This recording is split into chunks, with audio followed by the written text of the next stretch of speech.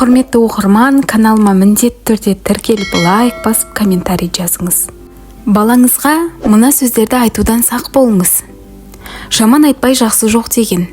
Қанаттыға қақтырмай, тұмсықтыға шұқтырмай мәпелеген балаңыз өскенде бетіңізден алып, сөзіңізді тыңдамаса, немесе әлжуаз, шешім қабылдай алмайтын қорқақ болса, не істей аласыз? Салыңыз суға кетіп, күніңізді тек күрсінумен өткізбесіңізге кім кепіл? Бұл да басқа келген бір пәле ғой. Осы орайда 10 пәлені 9-ы тілден деген аталы сөзді талай рет естіген боларсыз. Бүгін осы тұрғыда әңгіме өрбітсек дейміз. Біз баламызға не айтпай жүрміз? Кейде қатты ашумен жармес, миғыла, оңбаған деген сөздерді де айтып қалатынымыз жасырын емес. Алайда ата-ананың балаға айтқан сөзі дұға, тілек есебінде кетіп қабыл болып кетуі әбден мүмкін екенін білесіз бе? Алла елшісі оған Алланың игілігімен сәлемі болсын, былай дейді: өздеріңе де, балаларыңа да, мал-мүліктеріңе де лағнет шақырмаңдар. Әрі бұл Алладан сый тілейтін уақыт мезгілімен сәйкес келіп қалмасын. Өйткені Алла сендердің дұғаларыңды қабылдауы мүмкін. Ата-ананың сөзі баланың болашағына әсер етуі мүмкін. Балаңызды қандай нәрсемен сипаттасаңыз, ол соған бейім болады. Өзінің суми, топас, нақұрыс деп ұрсып алып, ертең ештеңе түсінбейтін адам алдыңызда тұрса, оған неге сондайсың деп ренжуге хақыңыз жоқ. Себебі сіздің сөзіңіз өз-өзіңізді ұстауыңыз оның өміріне әсер етеді. Сондықтан біз сізге мамандардың сараптамасынан өткен балаға айтуға болмайтын сөздер тізімін жасадық. Бірінші, сенің қолыңнан түк келмейді, әкел, өзім жасаймын. Мамандардың айтуынша бұл баланың бетін қайтарып, үнемі сәтсіздікке ұшыратады. Ол өзін ақылсыз және икемсіз сезінеді. Және алдағы уақытта үлкендер тағы ұрсады деп өзі біліп жаңа іс бастай алмайтын болады. Сол себепті оның жасаған әр ісі мейлі қате, тіпті мүлдем пайдалануға жарамайтын болса да, оны үнемі қолдап отыру керек. Өйткені сізге түкке тұрмайтын болып көрінген сол заттың артында балаңыздың қаншама еңбегі мен ынта жігері жатыр. Ал еңбек бағалануы тиіс, солай емес пе? Сондықтан жарайсың балам, сенің қолыңнан келеді. Тек мына жерін келесі жолы былай жасасақ болады екен деп жол көрсетіп жіберуіңіз керек. Екінші, ұста, тек тынышталшы. Кішкентай баланың қызықпайтын дүниесі жоқ. Ол дәл қазір сізге 25-ші машинасын немесе қуыршағын алып бер деп жылап тұр. Сіздің шешіміңіз қандай болмақ? Кей ата-ана беш, алып беш деген өткінші еркелікті көтере алмайды. Осы жыламасын, құлағым тыныш болса бол деп оның қалауын өте тез орындайды. Әрине, оны сатып алып бергеннен сіздің қалтаңызға ауырлық түсе қоймас. Бірақ бұл баланың санасында мен жыласам болды, қалауым тез орындайды екен деген теріс түсінік қалыптасады. Ал бәріне қол жеткізіп үйренген бала үлкен өмірге қадам басқанда қол жетпей қалған жерден морт сынып кетуі мүмкін. Сондықтан сіз оның ойын басқа бір арнаға бұрып әкетуіңіз керек. Әрине, ол оңайға соқпасы анық. Тіпті бір күн бойы есінен шықпауы да мүмкін. Бірақ сіз балаңыздың болашағы үшін шыдайсыз. Үшінші, тағы да мұндайды байқасам, таяқ жейсің. Қалыптасқан дағдыға сай, барлығы осы құр қуған лоққымен шектеледі. Не әкесі, не анасы жазаны жүзеге асырмайды. Ал бала босқа қорқақ болып өседі. Мұндай сөздер баланы ренжітіп түсініспеушілік туғызады. Өз сәбиіңізді қорқытпаңыз. Бала белгілі жағдайда нені күтуге болатын анық білу керек.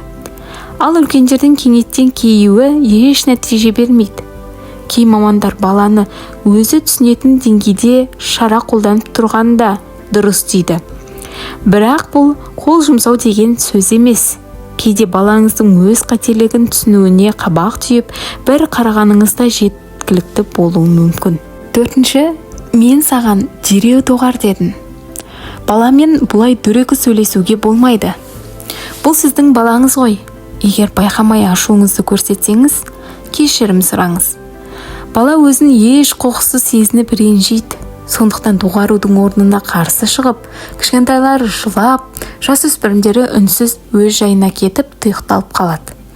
Қысқасы, қалай болғанда да бұл сөз қалауыңызға жеткізбейді. Сондықтан адам ешқашан өзінің ақылдылығына, көп білетініне немесе менің жасым үлкен ғой деп тәжірибелілігіне сеніп қалмауы керек. Кейде сіздің ойыңызға келмеген тың идеяны ол табуы әбден мүмкін.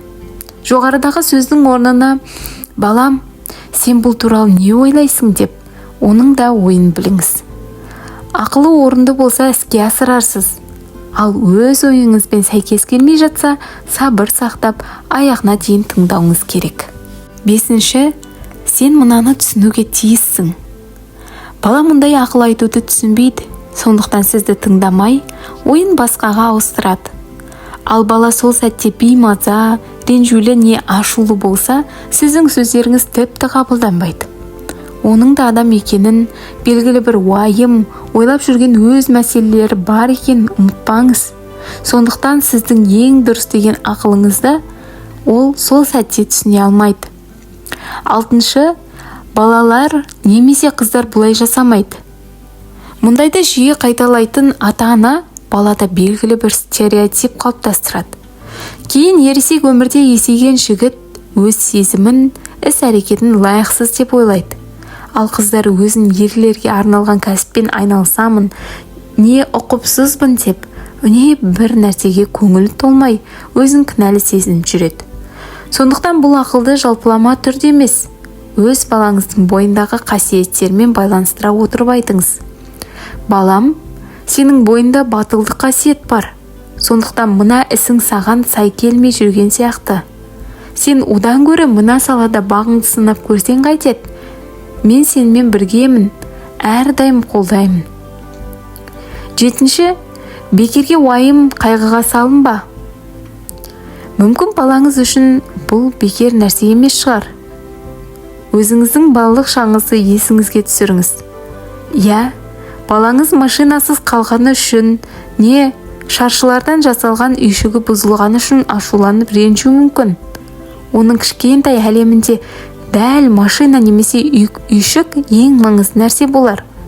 Баланың мәселелеріне селқостығыңызды көрсете отырып, сіз оның сезімін жоғалтып ала аласыз. Және болашақта өз балаңыздың күрделі мәселелері туралы білмей қалуыңыз мүмкін. Мұндай жағдайда балаңыздың деңгейімен ойланып, ол уайымда отырған мәселеге сіз де селсеу қарамайтыныңызды көрсетіп, шешу жолын бірге іздестіріп көріңіз. Мысалы, машинасының дөңгелегі сынып қалса, жаңасын сатып алып бере саламын деп емес, оны қалпына қалай келтірсек екен деп ойлану керек. 8. Менің денсаулығымды ойлашы. Аналар бұл сөзді балаларына жиі айтады. Бірақ айтыла берген сөздің қадірі кетіп, шынында жағдайыңыз нашарласа, бала сіздің сөзіңізді әдетінше қабылдайды. Ол анасының бұл сөзін тек оның тентек болмау үшін айтып отыр деп ойлайды. 9. Жоқ, біз мұны сатып алмаймыз. Ақша жоқ, өте қымбат. Балаға бәрін қатар сатып алуға болмайтын түсіндіру қиын. Бірақ сіздің мұндай сөздеріңізден егер ата-анасында ақша болса, дүкен толығымен сатып алуға болады деген мағына шығады. Бала бұл сөзді дәл солай түсінеді. Одан да мұндай ойыншық сенде бар. Көп тәтті жеген зиян деу жақсырақ шығар.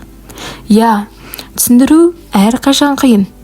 Бірақ бала ата-анасының неліктен мұны сатып алып бермейтінін түсінуі керек. 10. Жұрттың баласы.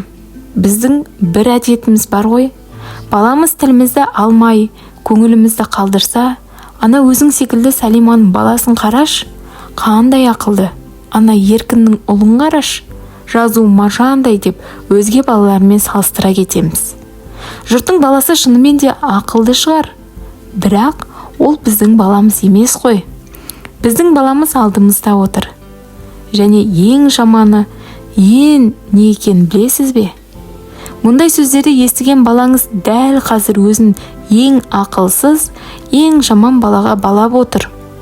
Бала санасында мен жаманмын, ата-анам маған разы емес, мен нашармын, мен төменмін, мен ондай бола алмаймын деген ойлар қалыптасып үлгерді. Жігері жасыды, талабы мұқалды. Ол өсіп емес, іштей өшіп жатыр. Құрметті оқырман, каналыма міндетті түрде тіркеліңіз, лайк басып, осы тақырыпқа байланысты пікіріңізді бөлісе отырыңыз.